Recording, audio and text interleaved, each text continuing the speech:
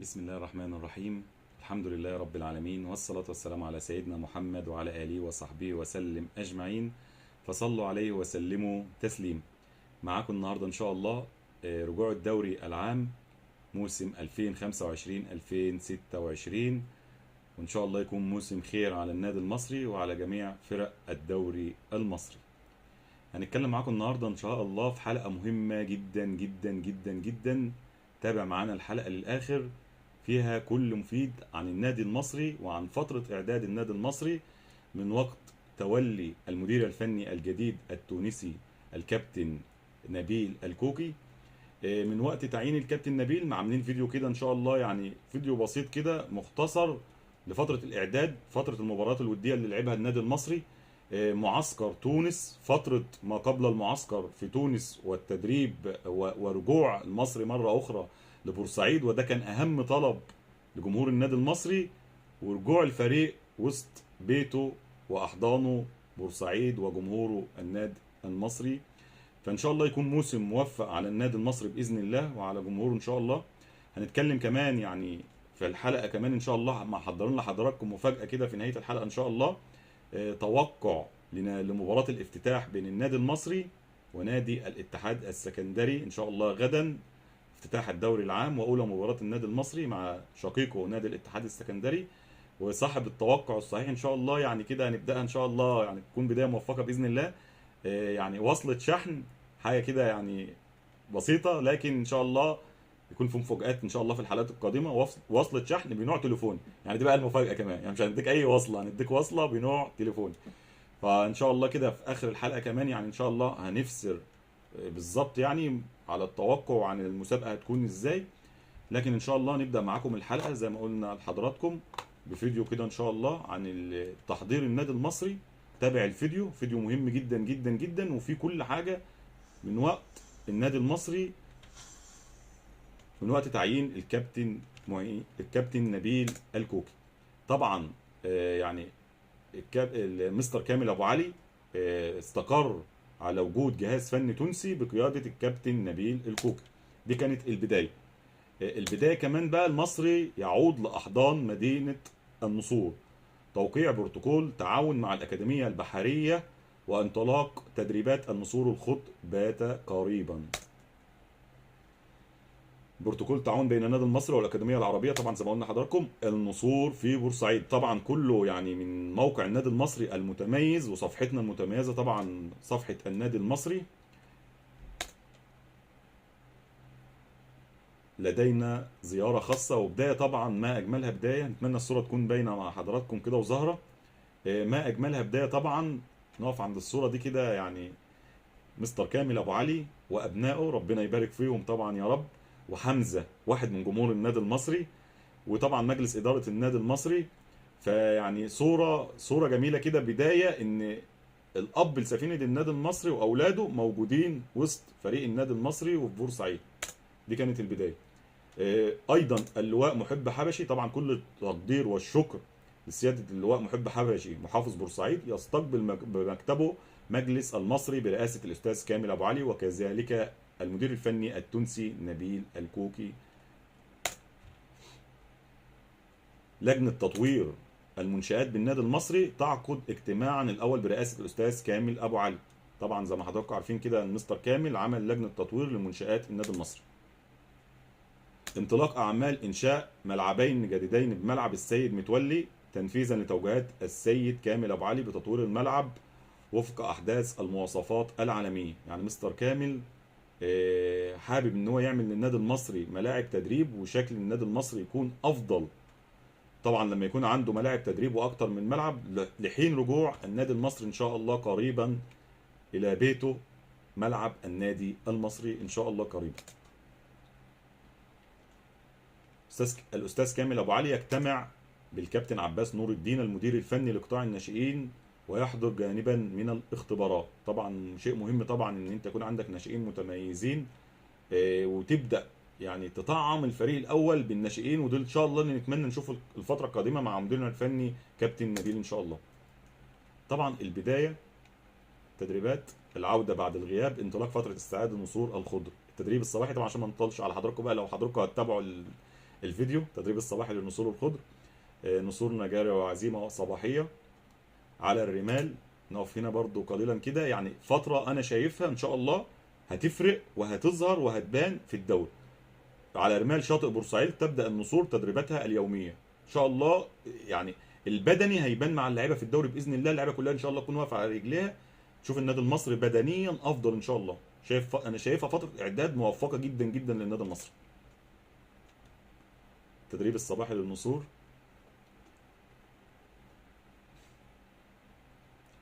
قوة النسور تتألق على شاطئ بور فؤاد 6:00 صباحا بتوقيت النسور على شاطئ بور فؤاد. يوم من تدريب النسور، يوم مليء طاقة مع نسورنا. تحدي الرمال والبحر، التدريبات الصباحية للنسور إن شاء الله تكون فترة، ويعني زي ما قلنا كده المعسكر إن شاء الله هيبان نجاحاته إن شاء الله في الماتشات. أولى وديات النسور، طبعا النادي المصري عمل مباراة ودية بقى كده وعشان الكابتن نبيل يتعرف على الفريق. يفوز على مركز شباب القبوطي فريق بورسعيد طبعا بخماسية نظيفة، أحرزهم كريم بامبو هدفين، حسن علي القرموطي، صلاح محسن. المصري يفوز على كبسي أيضا تاني تجربة 7-1. هنا بقى الأهم طبعا دغموم يستكمل رحلته مع النسور بعد كلام كتير وأحداث كتير، ودغموم مش مكمل في المصري وعروض لدغموم، ودغموم مش قادر مش هيكمل. دغموم يستكمل رحلته مع النسور الخضر. طبعا التقديم انا حابب اقف هنا طبعا بدايه من الموقع الرسمي للنادي المصري، يعني زي ما كده هنقول له شابوه لموقع النادي المصري وميديا النادي المصري وكل المسؤولين. تحيه تقدير وشكر وامتياز لكل المسؤولين عن ميديا النادي المصري. شغل ما شاء الله جميل جدا جدا جدا في كل الصفقات وكل التقديمات ومع الفريق، وفي يعني في فتره الاعداد شغل اكتر من رائع. يعني زي ما قلنا كده الجمهور بقى بيستنى الصفقات اكتر من اسم اللاعب عشان يشوف التقديمه الجميله بتاعه ميديا النادي المصري. فدايما موفقين ومزيد دائما ان شاء الله من التالق والابداع. المصري يجدد تعاقده مع نجمه الجزائري عبد الرحيم دغموم لمده موسمين. تمت المهمه بنجاح. مستر كامل ابو علي وعبد الرحيم دغموم والاب لمنظومه النادي المصري مستر كامل ابو علي، ربنا يبارك فيه يا رب ويحفظه لجمهور النادي المصري والبورسعيد والعائلة كاملة. الصفقة الثانية للنادي المصري، لاعب النادي الأهلي المعار للنادي المصري عمر الساعي ينضم للنسور الخضر. إن شاء الله يكون صفقة موفقة. لعيب إن شاء الله كويس وهيفيد النادي المصري إن شاء الله. يرجع بدني بس، يعني هيكون واحد من نجوم الفريق إن شاء الله في هذا الموسم بإذن الله. وطبعا زي ما ذكرنا تقديمات اكتر من رائعة لموقع النادي المصري والمسؤولين على ميديا النادي المصري، يستاهلوا بصراحة اللي احنا نشكر فيهم اكتر من مرة. المصري يتعاقد مع منذر طمين لاعب الرياضي القسطنطيني الجزائري ل3 مواسم. طبعا صفقة لاعب جزائري مهاجم رأس حربة وبيلعب ايضا هاف لمدة 3 مواسم. صفقة ان شاء الله تكون مميزة وموفق معانا بإذن الله. طبعا تقديمات ولا اروع. مستر كامل يرحب بنجوم الجزائر الجدد في عائله النسور. اليوم الاول لمنذر طمين مع النسور الخضر. استقبال خاص للاعبنا عمر الساعي. حفل عشاء للاعبي النسور على ضفاف القناه في اجواء رائعه خلال معسكر الفريق في بورسعيد. التدريبات الصباحيه للنسور. التركيز. طبعا النادي المصري يقرر إقامة ملعبين للتدريب بأحدث المواصفات العالمية بملعب السيد متولي. المدير الفني للنسور ينضم تقسيمتين. حراسنا طبعا إن شاء الله كل نقف هنا بقى كده يعني 3 حراس. نقف هنا برضو نتكلم طالما ذكرنا الحراس. محمود حمدي، محمد شحاتة، عصام ثروت. 3 حراس على اعلى مستوى، حراس النادي المصري على اعلى مستوى. اي حد هيكون متواجد فيهم في التشكيله الاساسيه كل الثقه والحب لهم جميعا. حراس النادي المصري على اعلى مستوى زي ما ذكرت ال3 ما شاء الله. الحارس طبعا اللي كان موجود كمان الاساسي ورحل زي ما كلنا عارفين، الحارس محمود جاد. يعني كل اللي نقدر نقوله نتمنى له التوفيق في اختياره. لكن حابب اوجه رساله: النادي المصري لم ولن يقف على احد. النادي المصري يضيف لاي لاعب. النادي المصري يضيف لاي لاعب. يعني سواء محمود جاد او اي لاعب مش حابب ان هو يكمل، يعني زي ما بنقول كده الباب مفتوح. اللي حابب يكمل مع النادي المصري، النادي المصري يشيل اي لاعب فوق دماغه ويظهره. لان مش اللاعب مش هيظهر الفريق، او يعني زي ما بنقول كده النادي المصري او الانديه الجماهيريه تنجم اللعيبه. ممكن يكون عقدك اكتر في فريق اخر، لكن معاك حب ومعاك اداره بقياده مستر كامل ابو علي بتدعمك واب لجميع اللعيبه دي، يعني ممكن اكتر من فلوس. لكن احنا في عصر الاحتراف عشان نتكلم برضو بصراحه، اغلبيه اللعيبه النهارده برضو مش هنقص على جميع اللعيبه، اغلبيه اللعيبه النهارده بتدور على الفلوس الزياده. لكن النادي المصري ما تقدرش اي لاعب يلوي دراع النادي المصري زي ما بنتكلم. وانا كنت شايف ان احسن قرار ان اللاعب بالنسبه لمحمود جاد ما كانش حابب ان هو يجدد معاكم لسه له موسم ويحق له التوقيع في يناير القادم، يعني اقل من 5 شهور 6 شهور يكون ببلاش لاي فريق. فان انت تبيعه النهارده ايا كان المبلغ فانت الكسبان، طالما اللعيب مش حابب ان هو يكون متواجد. طالما اللعيب مش حابب يكون متواجد، حطوا تحتها مليون خط. فالنهارده النادي المصري ينجم اي حد. فكل الثقه لجميع حراسنا الموجودين، وايضا معاهم الحارس برضو عشان نذكر مع منتخب الاولمبي او منتخب الشباب احمد وهب، حارس متميز جدا جدا جدا، محتاج ثقه، محتاج مباريات. هتتفرج على حارس من قطاع ناشئين النادي المصري مميز مع الحراس الموجودين. فانت عندك النهارده ما شاء الله 4 حراس على اعلى مستوى، والمركز ده يعني متكامل. نكمل بقى، واسفين على الاطاله في الحته دي. شجع النصور. بروتوكول تعاون بين النادي المصري وشقيقه نادي المريخ، نقطه كويسه جدا. الكابتن نبيل الكوكي ورجالته، مستر كامل ومحمد الشامي. النصور في مطار القاهره قبل التوجه قبل السفر الى تونس طبعا، ومعسكر تونس في طريقنا الى تونس العاصمه. هنا تونس طبعا بلدنا الثانيه الشقيقه تونس. النصور الخضر تواصل العمل.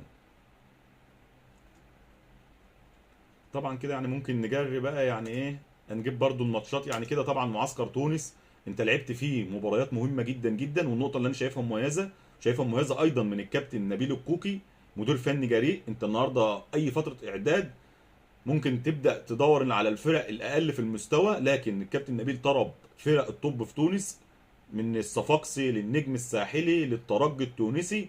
فتره اعداد كويسه جدا جدا، ايا كانت النتائج. لكن انت بتلعب مع فرق مستوى يعني مستوى عالي، مستوى في افريقيا، من فرق الطب في افريقيا، سواء الترجي الصفاقسي النجم، فرق معروفه. فان انت تلعب مع الفرق دي، فانت يعني مدير فني انا شايفها نقطه كويسه. انت مش خايف، وعايز في نفس الوقت تشوف لعيبتك وتشيل رهبه الخوف من اللعيبه ان انت بتلعب الفرق الكبيره زيك زي الفرق الكبيره. فنقطه كويسه جدا. طبعا بدا النادي المصري المعسكر طبعا لو وقت للراحه. لقطات اول مباراه طبعا للنادي المصري امام نادي الصفاقسي التونسي، انتهت طبعا بتعادل النتيجه 1-1. تشكيل المباراه كده نقوله سريعا: كابتن نبيل بدا بعصام ثروت في حراسه المرمى، احمد عيد، باهر المحمدي، محمد هاشم، عمرو سعداوي، محمد مخلوف، عمر الساعي، محمود حماده، دغموم، منذر طمين، صلاح محسن. بدا التشكيله كده برضو ايه، بدا الشوط الثاني غير ايضا يعتبر الفريق كله: محمود حمدي برضو، كريم العراقي، خالد صبحي، احمد منصور، حسن علي، احمد عامر، زياد فرج، مصطفى ابو الخير، حسين فيصل، ميدو جابر، كريم بامب. طبعا كابتن نبيل عايز يتعرف على اللعيبه كلها ويقف عند مستوى اللعيبه كلها عشان يعرف التشكيل الاساسي بالنسبه له، ودي نقطه كويسه جدا. طبعا انتهت المباراه بالتعادل الايجابي 1-1، والنادي المصري اتعادل عمرو سعداوي من ركله جزاء. النصور الخضر في تونس اليوم السابع طبعا تدريبات. التجربه الثانيه بقى للنادي المصري مع النجم الرياضي الساحلي. انتهت المباراة بفوز النجم، لكن المباراة كان النادي المصري مسيطر على أجواء المباراة. النادي المصري كان مميز جدا في المباراة، يعني كور كتير ضاعت، وزي ما قلنا مباريات تجريبية مش فارق معايا كتير النتيجة. تشكيل المصري لو هنقوله كده في المباراة: عصام ثروت، أحمد عيد، باهر محمد هاشم، عمرو سعداوي، مخلوف، حسن علي، محمود حمادة، دغموم، منذر طمين، كريم بامبو. يعني نفس التشكيل اللي بدأ بيه المباراة الأولى. ايضا غير في الشوط الثاني، بدأ بقى بمحمد شحاتة برضو عايز يشوف حارسه الثالث، خالد صبحي، محمد هاشم، احمد منصور، احمد عيد، مصطفى ابو الخير، احمد عامر، حسين فيصل، عمر الساعي، احمد القرموطي، ميدو جابر. المباراة طبعا انتهت بفوز النجم الساحلي 2-1. طبعا مش فارقه النتيجة اكتر ما فارقه ان انت تقف على اداء جميع اللعيبة عندك. انطلاقة قوية للنصور. طبعا المباراة الثالثة امام الترجي التونسي، حدث ولا حرج. طبعا يعني مباراة صعبة، وان انت تلاعب فريق زي الترجي. بدأ المصري بتشكيل محمود حمدي، كريم العراقي، باهر المحمدي. اعتقد ان التشكيل بنسبة 90% اللي الكابتن نبيل بدأ بيه اقرب لمباريات الرسمية. ممكن يكون في متغيرات لاعب او اتنين بالصفقات الجديدة، يعني في صفقتين جداد.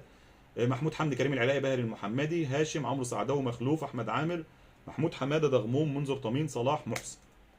بدأ النادي المصري المباراة بشكل كويس جدا جدا، سيطر على الملعب. النادي المصري ضيع اهداف كتير، وقدر ان هو يحرز هدف عن نجمه ومهاجمه صلاح محسن، اللي نتمنى ان شاء الله يكون موفق هذا الموسم، واتوقع يكون واحد من هداف الدوري هذا الموسم ان شاء الله، صلاح محسن. النادي المصري يفوز بالمباراة بنتيجة 1-0. انتهت المباراة طبعا، يعني حصل شغف بسيط كده من بعض الجمهور الموجود من الترجي. طبعا ما كانش في حضور جمهور والملعب فرعي يعني، لكن الحكم انهى المباراه في الدقيقه 80 لبعض الاحداث كده. طبعا كلنا اخوات، طبعا فريق الترجي يعني فريق الترجي التونسي الشقيق، ويعني تونس شقيقه لنا طبعا، وكلنا اخوات، ويعني شده ملعب مش اكتر يعني. انتهت المباراه فوز النادي المصري بنتيجه 1-0. المواجهه التجريبيه الاخيره للنصور في معسكر تونس امام نادي الهلال الرياضي بمساكن. طبعا يعني اعتقد كابتن بقى نبيل حابب ان هو يريح لاعيبته الاساسيه، خلاص وقف بنسبه ممكن نقول 90% او اكتر كمان على التشكيل الانسب اللي هيبدا بيه المباريات الرسميه. فلاعب نادي هلال الرياضي بيتهيألي فريق درجه تانية في تونس على ما اعتقد يعني. قدر ان هو برضو النادي المصري قدم مباراه كويسه. ما كانش مذاعه، بس النادي المصري طبعا مجمل بالنتيجه انه قدر يفوز 3-0. فنتيجه كويسه طبعا ان انت تنهي المعسكر بتاعك في تونس بهذه النتيجه وبالاداء ومعسكر ناجح. يعني انا شايفه معسكر ناجح. كابتن نبيل الكوكي يكون مائده عشاء للاعبي وافراد بعثه المصري خلال معسكر تونس. هي دي بقى اجواء العائله، وده اجواء النجاح ان شاء الله في هذا الموسم باذن الله.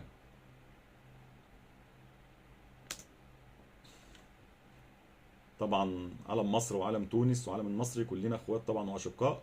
طبعا فريق المصري في تونس طبعا زي ما قلنا يعني دي ان شاء الله النجاح. نسر جديد يهبط في بورسعيد، الصفقه اللي بعد المعسكر من ساحره البقلاوه الى طعم الكاستا. بنورو مغياشة اسف على الاسم، يعني الاسم مش واضح قدامي. مغياشة لسه طبعا هنتعود عليه طبعا لما نعرف اللاعب اكتر باذن الله. نتمنى ان هو يكون موفق وما يكونش اسمه يعني لعبه صعب زي اسمه ان شاء الله. طبعا تقديمة النادي المصري طبعا، وما اجمل تقديمات الموقع الرسمي. المصري يتعاقد مع الدولي الرواندي مغياشة، مرحبا بك في مدينة النصور. خلاص كده يعني. وفي تقريبا صفقة النهارده لكن الموقع الرسمي لسه ما اعلنش عنها. لاعب تحت السن، لاعب فرنسي. يعني ان شاء الله زي ما سمعنا ان هو باك شمال، ان شاء الله يكون موفق. اتكلم بس على التدعيمات كده اللي المصري دعم بيها. النادي المصري دعم لحد الان بثلاث تدعيمات، وفي صفقة لسه لم يعلن عنها. يعني ممكن نقول اربع تدعيمات. بدأت بعمر الساعي، منذر طمين، تجديد بالنسبه لنا صفقه ايضا دغموم، صفقه مهمه طبعا ولاعب يعني من اساسيين ومن عناصر الفريق الاساسيه. صفقه ثالثه واللاعب مغيشه، واللاعب اللي تحت السن اللي احنا قلنا اللاعب الفرنسي. يعني ان شاء الله يكون موفق يعني ما نعرفش لسه حاجه عنه، بس ان شاء الله يكون لاعب كويس وموفق مع النادي المصري باذن الله. طبعا مباريات النادي المصري، جدول مباريات النادي المصري: اولى المباريات طبعا مع الاتحاد السكندري الشقيق.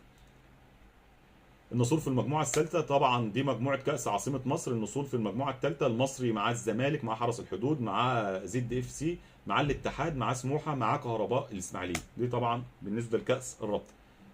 طبعا اولى الجولات طبعا مع الاتحاد السكندري، الجوله الثانيه طلائع الجيش، الجوله الثالثه بيراميدز، الجوله الرابعه حرس الحدود، الجوله الخامسه كهرباء الاسماعيلي.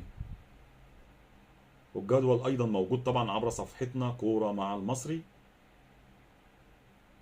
الجوله ال 11 طبعا لحد الجوله 21، وده شيء كويس طبعا من رابطه الانديه ان هي الجدول نازل لحد الاسبوع الاخير نتمنى ان شاء الله ما يكونش فيه تاجيلات الا للضروره يعني، ونتمنى ما يكونش فيه تاجيلات خالص ان شاء الله، عشان تقدر ان انت ان شاء الله يكون موسم كويس بالنسبه لجميع الفرق ان شاء الله. المواجهه الافتتاحيه المصري والاتحاد السكندري طبعا ان شاء الله بقى يعني وزير السعاده مستر كامل ابو علي، طبعا وصوره مستر كامل وابنائه ربنا يبارك فيهم يا رب. مستر كامل ابو علي، ودي اهم صفقه لو انت يعني بالنسبه لك. طبعا كلنا كنا نتمنى يعني لو هنتكلم على الصفقات، جمهور المصري النادي المصري كان يتمنى صفقات، لكن انا شايف ان مش بكتر الصفقات. انت ممكن عامل لحد الان 4 صفقات، عدد مش كبير، مشيت اكتر من 10 15 لاعب، يعني ممكن تكون ايجابيه وسلبيه لو هنتكلم بصراحه يعني. وجهه نظر انا لو هتكلم تحليل، ممكن كنت محتاج عنصر او عنصرين كمان تدعيمات، يعني محتاج كراس حربه مع صلاح محسن مع منذر طمين، لكن منذر طمين بيلعب راس حربه صريح وبيلعب ايضا جناح، لكن ممكن كنت تبقى محتاج راس حربه كمان معاهم يسند. لكن هي دي التدعيمات، ودي على ما اعتقد الكابتن نبيل الكوكي بيحب ان القائمه بتاعته ما تكونش لعيبه كتير، وزي ما عرفنا في المؤتمر الصحفي النهارده يعني بيقول لك لا اجيب لعيب مميز عن اللي عندي يضيف، يا اما مش عايز. وهو انا شايف في النقطه دي وعنده حق.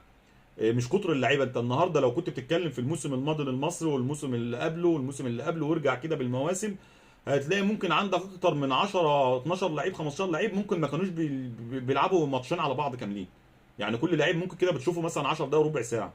فمش بكتر اللعيبه ايضا. اللعيبه لما يكون عندك العدد مش كبير، والمدير الفني يقدر يحفظ، وتبدا ان انت تشوف التدعيمات اللي انت محتاجها يناير ان شاء الله، يعني برضه هيكون على الابواب ان انت تقدر تدعم بعد كده، وتقدر ان انت تستفاد بقى الاكتر. النقطه الايجابيه ان شاء الله نتمناها كابتن نبيل، تقدر تستفاد بقى من قطاع الناشئين. عندي مركز ناقص، عندي اصابه، عندي لعيب عنده انذارات، ابدا اطعم بالناشئين، ابدا استفاد اطلع لاعب واثنين وثلاثه. ودي النقطه الايجابيه بقى اللي نتمناها ان شاء الله، نشوف اكتر من لاعب من الناشئين، واتوقعها ان هيكون موسم فيه لاعيبه هتظهر من ناشئين النادي المصري، هتظهر في الفريق الاول. فيديو موجود ان شاء الله وهتتفرجوا باذن الله، ونشوف مع كابتن نبيل، لان اتوقع ان كابتن نبيل يحب يدعم بالناشئين. ان شاء الله موسم خير. رساله للجمهور المصري، يعني نتمنى انتوا دائما في ظهر فرقتكم، لكن نتمنى ان يكون موسم فيه تغيير من بعض. يعني هنقول القله اللي دايما بتهاجم اللعيب قبل ما يكون تتفرج عليه في الملعب، وقت حتى لو ممكن لسه بتتعاقد معاه. ممكن في ناس كده، مش هنقول جمهور المصري، جمهور النادي المصري النسبه الكبيره بتاعت جمهور النادي المصري جمهور داعم وفاهم، لكن ممكن نتكلم على بعض القله عبر السوشيال ميديا اللي دائما بتهاجم، وبرضه عشان ما نقصاش ممكن بتهاجم يعني من حب لكن بدون تفكير. فنتمنى الدعم، ادعم فريقك، ادعم جهازك الفني، ادعم لاعيبتك. لو عاوز صفقات، اعرف ان اهم صفقة بالنسبة لجمهور النادي المصري وبالنسبة لبورسعيد هو مستر كامل ابو علي. بصراحة يعني، وحاجة بقولها من القلب والله، مش كلام شعارات. اهم صفقة بالنسبة لي للنادي المصري هي صفقة مستر كامل ابو علي. ربنا يبارك فيه يا رب ويديله الصحة وطول العمر ودايما منور. دي اهم صفقة بالنسبة لنا. طول ما مستر كامل موجود لا خوف على النادي المصري. النهارده لو عاوز تقول صفقات، ممكن تشوف النادي الاسماعيلي، فريق النادي الاسماعيلي الشقيق النهارده وقف قيد، بيلعب بفريق كامل ناشئين، لاعيبه من الاساسيه من الموسم الماضي مشت، لاعيبه يعني تعتبر من قوام الفريق مشت. فالنهارده الاسماعيلي بيلعب كان الله في العون، بيلعب بفريق ناشئين. فانت النهارده شوف النادي المصري بيجاري الفرق الشركات وفرق المؤسسات واهلي وزمالك، ونهي الموسم اللي فات في المربع الذهبي بتلعب بطوله كونفدراليه. فطول ما مستر كامل ابو علي موجود ما تشيلش هم، ما تشيلش هم النادي المصري. ان شاء الله ربنا يبارك فيه ويديله الصحه وطول العمر، ودايما ان شاء الله نشوف النادي المصري في احسن صوره وفي احسن حال. الموسم السنه دي موسم خير على النادي المصري. انا من وجهه نظري لو بتسالني بقى فني، موسم هيكون كويس جدا جدا للنادي المصري، افضل من المواسم السابقه، رغم عشان اقولها للجمهور رغم قله الصفقات، لكن هيكون موسم مميز. لو جيت رجعت كده وقرات لعيبه النادي المصري وسكواد النادي المصري الموجود، سكواد محترم جدا جدا جدا، كل مركز فيه لاعبين وثلاثه ولاعبين على اعلى مستوى. فسكواد النادي المصري الموجود محترم، ولاعيبه كلها نجوم ما شاء الله ورجاله. كل الثقه في لعيبه النادي المصري، كل الثقه في جهاز النادي المصري. النادي المصري كل الجمهور طبعا، وبنتكلم بقى بتكلم كجمهور، بنتمنى طبعا نشوف النادي المصري دايما في احسن صوره وفي احسن حال، ودائما النادي المصري نتمنى كل مباراه مكسب. لكن في كره القدم انت بتمر على 3 نتائج: مكسب، تعادل، هزيمه. فوارد ان انت تكسب النهارده، تكسب بكره، تخسر بعده، تتعادل بعده. ففي تلك الحالات ندعم، خلينا ورا فريقنا، نتعلم من الماضي، نتعلم من الماضي. يعني حتى لو حصل تعثرات انت بتكون كجمهور ساند فريقك، انك فريقك يرجع، وتشوف المصري في نهايه الموسم ان شاء الله يكون موسم خير على النادي المصري، وبدايه رجوع حصد البطولات للنادي المصري مره اخرى. انا اسف ان انا اطلت على حضراتكم في الحديث، وما كنتش عارف ان الحلقه هتطول كده والله، يعني اسف للمره الثانيه. يعني نعلن بقى على المسابقه مع حضراتكم، ننهي بيها الحلقه. طبعا المباراه الافتتاحيه غدا ان شاء الله الجمعه 8/8 ان شاء الله، مباراه الافتتاح بين النادي المصري والشقيق نادي الاتحاد السكندري. طبعا التوقع، توقع نتيجه المباراه في الحلقه في كومنت. ولو كمان ان انت قادر تتوقع التشكيل الاقرب اللي هيبدا بيه الكابتن نبيل الكوكي من التشكيل اللي احنا قلناه بقى في المباريات الوديه اللي النادي المصري لعبها في معسكر تونس، ممكن ان انت ترجع بالفيديو تاني وتبدا كده تشوف اللعيبه مع الانتدابات الجديده. تتوقع ايضا اللعيبه اللي هيبدا بيها الكابتن، او التشكيل اللي هيبدا بيه الكابتن نبيل مباراه الافتتاح مع النادي الاتحاد. والتوقع نتيجه المباراه، وصاحب التوقع الصحيح وصلة مقدمة من محلات المصري لصيانة المحمول والكمبيوتر، ووصلة زي ما قلنا لحضراتكم في بداية الحلقة بنوع تليفونك. يعني حاجة بسيطة كده ان شاء الله يعني، وان شاء الله يكون معانا مفاجآت اخرى في الحلقات القادمة بإذن الله ان شاء الله يعني. ونحلل المباراة ان شاء الله بعد مباراة النادي المصري ومباراة الاتحاد ان شاء الله، افتتاح يكون مباراة يعني تليق باسم الفريقين وبجمهور الفريقين. ونتمنى التوفيق ان شاء الله للنادي المصري. النادي المصري ان شاء الله يعمل مباراة جيدة باذن الله، وقادر ان هو يفوز في المباراه ان شاء الله. توقع معانا النتيجه وتشكيل اللي يبدا بيه النادي المصري، وفوز معانا بجائزه بوصله تليفون شحن بنوع تليفونك. واسف مره اخرى على الاطاله، وما اجمل نهايه بالكلام. بالصلاه والسلام على سيد الانام سيدنا محمد صلى الله عليه وسلم. وشكرا لكم، والسلام عليكم ورحمه الله وبركاته.